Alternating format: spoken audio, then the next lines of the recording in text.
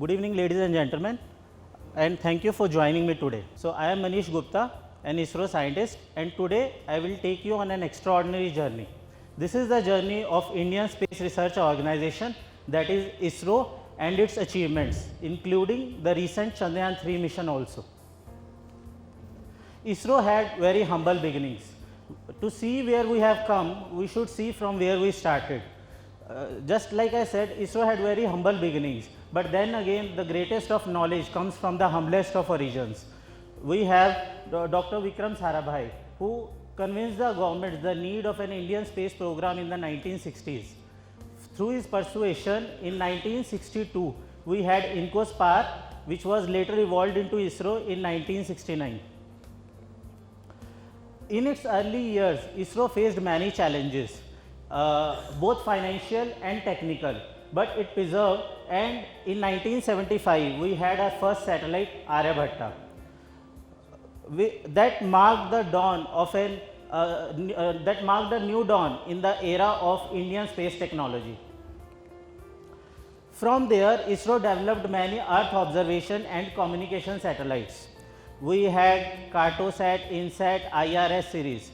These satellites boosted the Indian communication system, and also they helped us in remote sensing, which has applications in disaster management, forestry, agriculture and resource planning.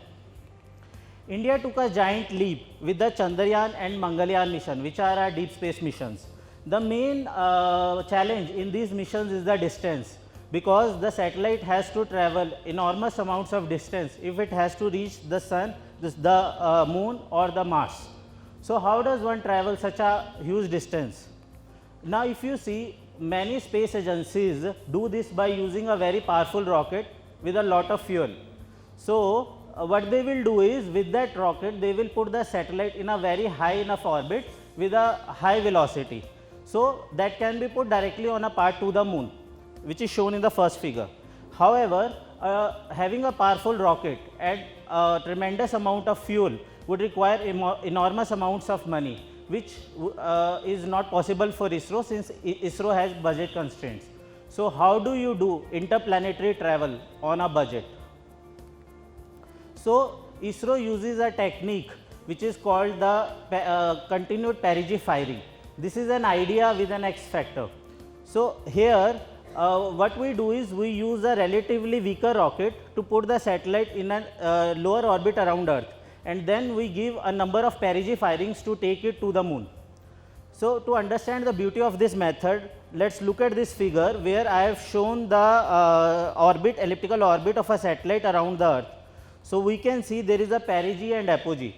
The point which is closest to the Earth is the perigee, and the one which is farthest is the apogee. Now, if we apply the law of conservation of angular momentum, we will find that the satellite's velocity is minimum at the apogee and it is maximum at the perigee. So, when the satellite reaches the perigee, it is already at its maximum velocity. If we apply a thruster firing at that point, then the orbit of the satellite can be increased by using minimum fuel. So, actually what happens is, whenever we apply a burn at the perigee, the apogee of the satellite increases. This can be seen here. In the first diagram, we see that the satellite is around an elliptical orbit around Earth, and when it reaches the perigee, we have applied a burn here. What that will do is, the apogee of the satellite will increase, which is shown in the second figure. Now, in the third figure, we see that we have applied one more burn when the satellite comes near the perigee. This will again increase the orbit of the satellite, as shown in the fourth figure. So, this way we keep on applying the perigee firings until the apogee reaches to a point, so that it reaches moon or the Mars, whatever we are trying to capture. So, let me show you how we capture the moon. So, first the satellite is in an elliptical orbit around Earth. Then we apply a number of perigee firings, so that the apogee of the satellite increases to such a point that it reaches near the moon. There we will apply a retrograde firing to reduce its velocity, so that it is captured by the moon's gravity. So, once it is captured by the moon's gravity, we can apply more retrograde firings to reduce its orbit, so that we reaches to a point where the lander and orbiter can be separated, and from there the lander can softly land on the moon. This technique has been used in Chandrayaan 1, 2 and even the recent Chandrayaan 3 mission. There are many benefits of this approach, which is the main being cost cutting. So, it is very cost efficient method, but there are two main drawbacks of this method. First is it takes a lot of time. Second, when we apply this approach, we need to ensure that the maneuvers are given with great precision and accuracy. Even a small amount of mistake is not allowed. So, all the maneuvers are given with impeccable precision. So, here we see two secrets of ISRO's success. The first being having a great idea, and the second is having an impeccable execution of that idea. There is a third point, which is learning from our past mistakes. In 2019, we had the Chandrayaan 2 mission, and I was also involved in that mission. Everything went smoothly. The satellite was put in an orbit around the Earth.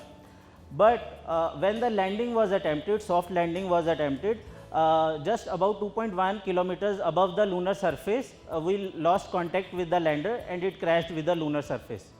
While it was very disappointing, it was devastating actually, but we learnt important lessons from there. We have to understand that the space is unforgiving, and it is smallest of errors cannot be made.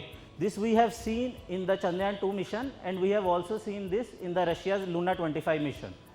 Fortunately for us, the lessons learnt in Chandrayaan 2 were applied in Chandrayaan 3. Fast forward, now this year we did the Chandrayaan 3 mission, and I was also part of the team. I was providing the important orientation and orbit parameters of the satellite during the various phases of the mission. So, everything went smoothly. We reached the landing day, and I was there during landing in middle of the action in ISRO ISTREC along with the rest of the Chandrayaan 3 team. We were looking at our screens, we were comparing the telemetry parameters with the one that we have given earlier, and we entered the stage of 15 minutes of terror where Chandrayaan 2 failed. But this time story was different. At about 6:04 p.m. we had a soft landing on the moon, a successful soft landing on the moon. What we felt that time cannot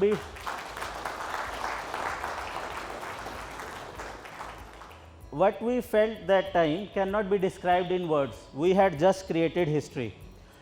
And not only were we able to land, our rover came out and moved on the lunar south pole, computing such important parameters that the entire world is looking for that data. When you see the rover on the lunar surface, you can actually say that it's a small step for rover, but it's a giant leap for India. So, ISRO will continue to do such big missions in the future also, but there are three things to learn from here.